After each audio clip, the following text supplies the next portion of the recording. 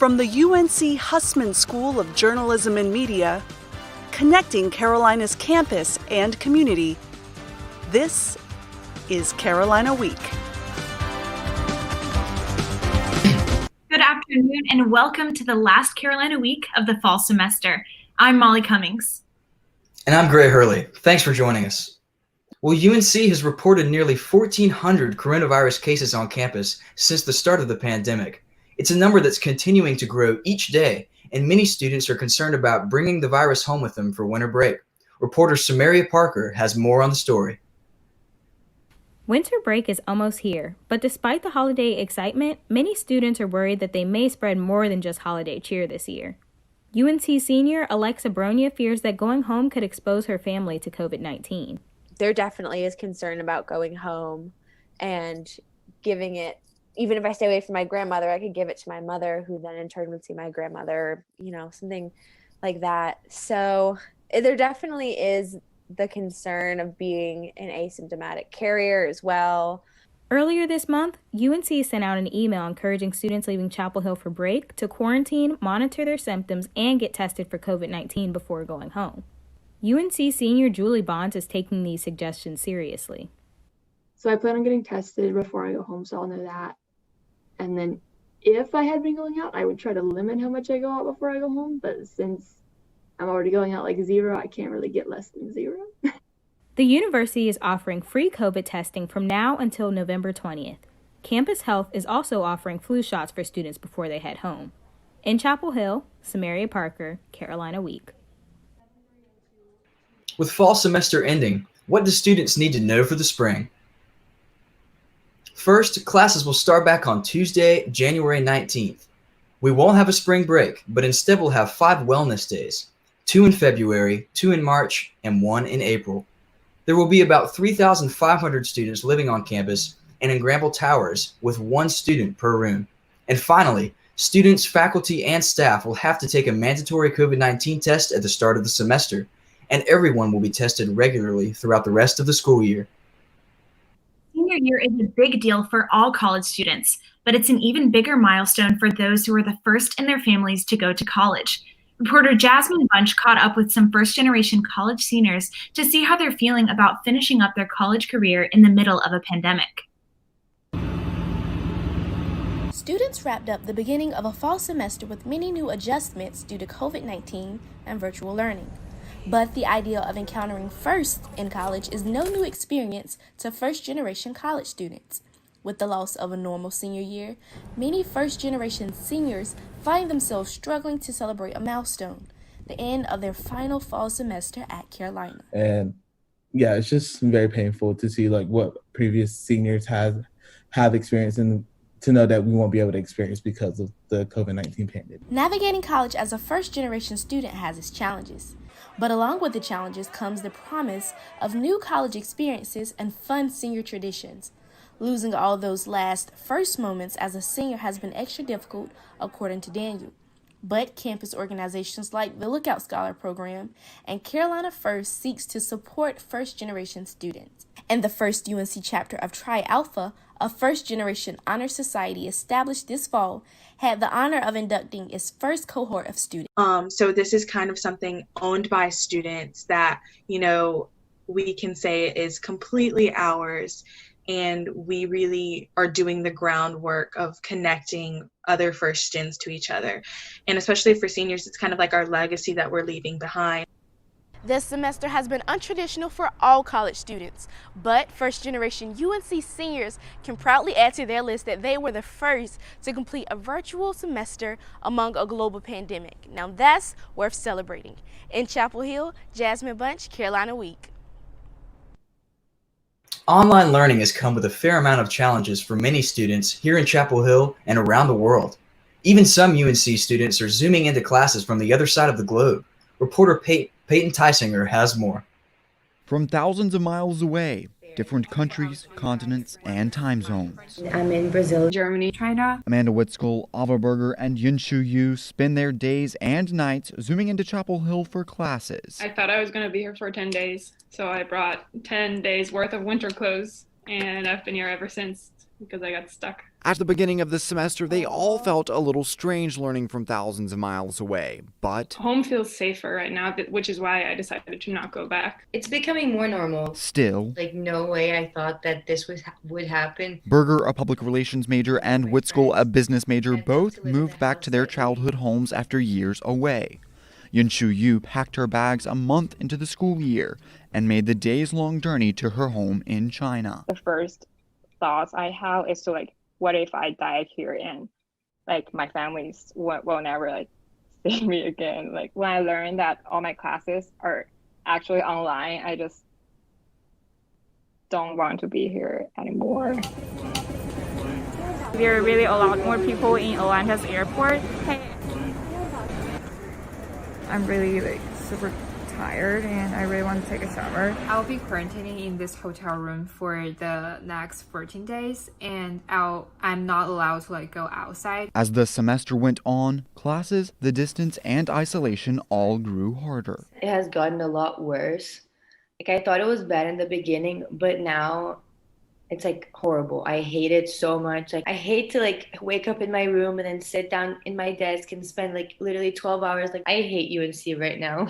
At this point, I'm just very annoyed by staring at my screen all day, working without any human interaction, and just doing it again over and over again each week, doing the same things, same exercises, readings. With 2 weeks left until fall semester finals, neither Berger or Whitskoll is optimistic about the semester to come, their last at UNC. I haven't fully realized that there is a probability that I might not have a graduation or that I might not have a last senior year semester whatsoever.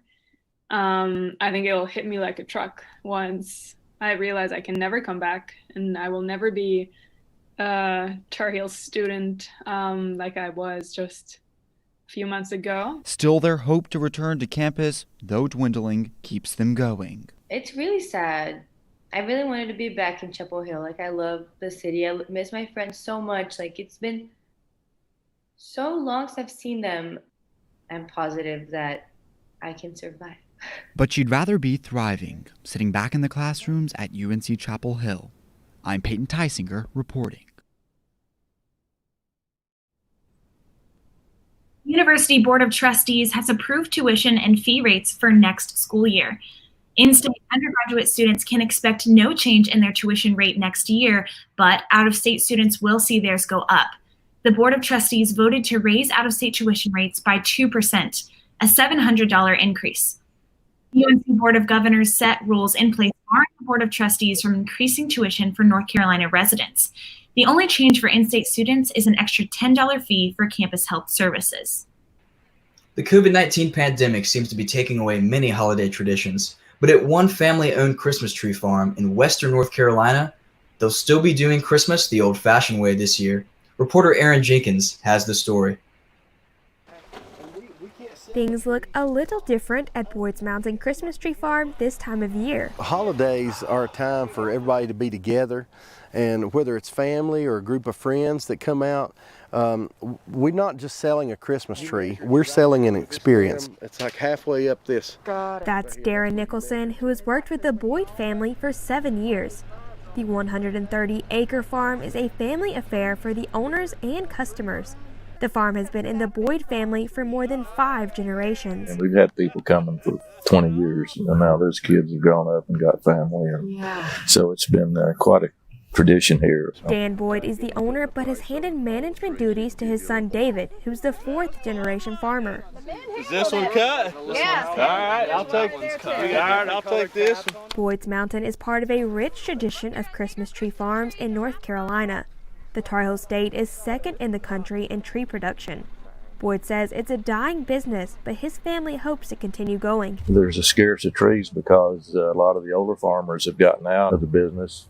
And back during the recession, they weren't planting trees. And now the younger people, they don't want to do it because of the expense to start with. And then they got to wait 7-8 years before they actually get a return. Fraser trees like the one sold at Boyd's grow a foot per year, so there's strategy to selling and saving trees. They sell between 2,000 to 5,000 choose and cut trees each season. If you sell 2,000 7/8 every year, then that means this year we've got to save 2,000 6/7s to be 7/8 next year. Good job. Wow, this thing's Boyd's Farm is all about selling the perfect Christmas tree year to year. The perfect Fraser fir Christmas tree, I look for the shape. I look for it to be full where it doesn't have any holes where you can't see the trunk. I want the top to be straight. And I want to have the right color, that dark green, that rich color. I mean, it's got some really good branches. Wow. Yeah. The Moore family found that perfect tree on their trip to Boyd's, more than 7 hours away from their home in the Outer Banks. Are they okay on there till tomorrow? Yeah.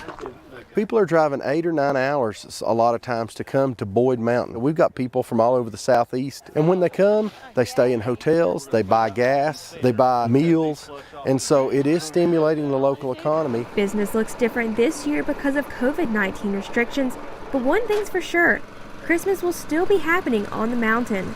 We're selling a memory day where you can come out with loved ones, friends, family, pick out a Christmas tree, spend the day, take a bunch of pictures. It's just a happy time. In Maggie Valley, I'm Erin Jenkins reporting. The holidays are a time of giving, and one North Carolina woman has only one thing on her wish list: to give her son a voice. Reporter Patsy Montesinos has the story. That's Samuel Ubaldo Santana, known as Sammy to his family. At 9 years old, he's unable to speak, but his mom hasn't lost hope that one day he will. Some people have told me that he is not going to speak. I think that he can speak because if he survived, I think that he'll be able to talk. I believe, I have faith. Faith. Something Gudelia hasn't always had. She was born with an abnormally small uterus, and after 10 years of attempting to conceive, she almost gave up. Seeing moms with their children and I couldn't have any was very frustrating for me. I felt very bad. I did not feel fulfilled as a woman. Born at just 25 weeks, Sammy spent the first 3 months of his life in an incubator. By age 5, he was diagnosed with global development delay, autism, and multiple language disorders. Doctors say he's a walking miracle. I do not care how I have him or if he's in a vegetative state. I do not care. I want to have him because he is my son. After years of speech therapy, Sammy can barely pronounce a single word, mama. But after watching a mother on Univision describing how MERT treatment helped her autistic daughter speak, Gudelia wanted to try what could be her son's last hope. I want him to speak so that he can become independent and stand on his own 2 feet. MERT is an emerging technology designed to help patients with depression, anxiety, PTSD, and autism. David Day, owner of a brain treatment center in Virginia, describes the chills he gets every time he hears someone speak for the first time. The hairs are standing up on our arms. We're all smiling and laughing. As with all miracles, there comes a limitation. 1 month of treatment costs about $8,000, plus travel expenses to Virginia. To help families facing financial difficulties, Day says his center is offering 2-week treatment blocks. They can certainly continue with the treatments, but I'm not forcing their hand. I want this to be patient-provider, cooperative understanding of, hey, if we see progress, the child's benefiting from it. But as an immigrant family already struggling financially due to COVID-19, that's still an unthinkably high bill to pay. So Gudelia created a GoFundMe page, The Gift of Speech. That's the wish and the dream I have for my son, that he speaks. It would be like a gift if my son gets that therapy. It would be like a Christmas present at the end of the year. So far, the family has raised a little more than $1,000, but Gudelia has faith she'll receive the Christmas gift of a lifetime. In Siler City, I'm Patsy Montesinos reporting. Football at most schools is reserved for the boys, but 2 UNC students are breaking the mold. Kennedy Bird has more. UNC junior Emma Gentry Landry and senior Jenna Mitchell have found their place in the male-dominated sport of football as team managers. I work with UNC football video, and basically my whole job is getting up every single Tuesday, Wednesday, Thursday, and going and filming the practices and then filming games on Saturday. And just kind of that footage that we film is then the footage that they will watch during film times or sessions. What I do is, it's going to sound weird, but I basically follow our defensive coordinator, Jay Bateman, around with a whiteboard. So when someone doesn't do a play right, he can write it down for them and show them what they're supposed to be doing.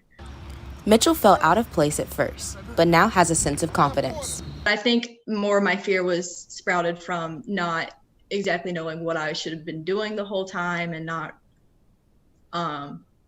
completely knowing the job. Whereas now I know how stuff's supposed to go, what stuff's supposed to look like. I definitely felt like I needed to walk a certain line, not because of anyone's actions towards me, but just because you're so enveloped by just men. And in this industry where there's really not a lot of women around. And so you don't really know, you don't want to overstep. You don't want to just wear or do certain things that maybe someone might not be happy with. There's certainly comfort in the job when working for a UNC legend like Mac Brown. Honestly, just being around Mac Brown is so amazing. And not just because he's Mac Brown, but because he knows how to lead and he knows how to unite people under the same goal. Landry and Mitchell's work certainly doesn't go unnoticed, as the team is currently in a winning season of 6-2. In Chapel Hill, Kennedy Bird reporting.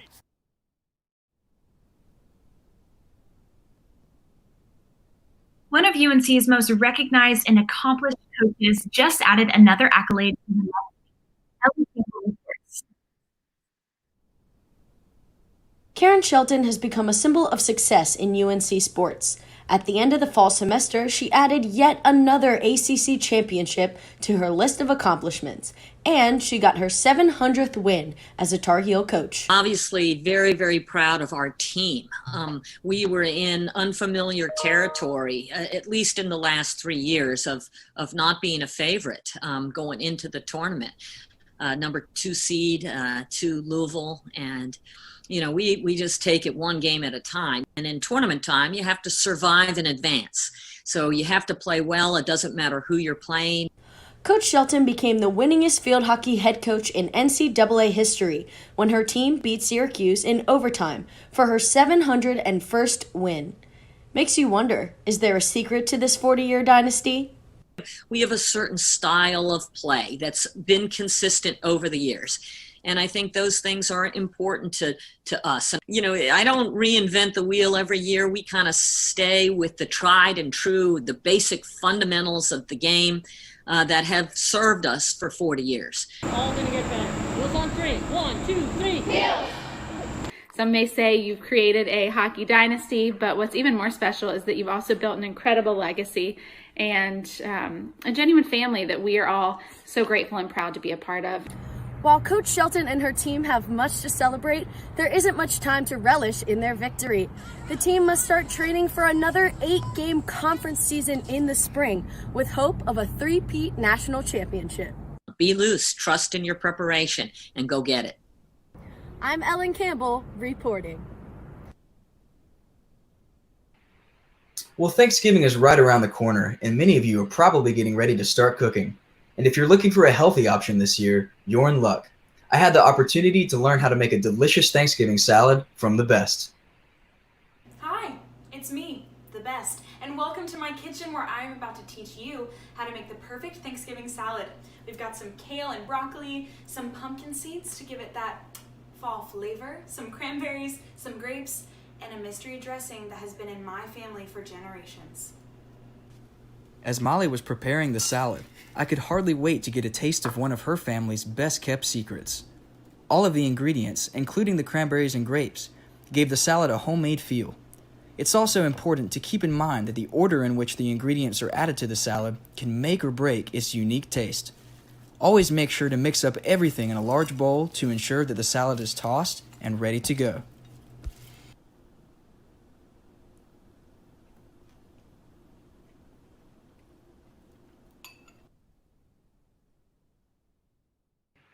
Just like this semester, it wasn't quite what I was expecting. Hopefully it'll go much better the next time. And just like this semester, I'm sure that salad will be absolutely unforgettable, Gray. Well, that does it for this edition of Carolina Week. We will see you next semester.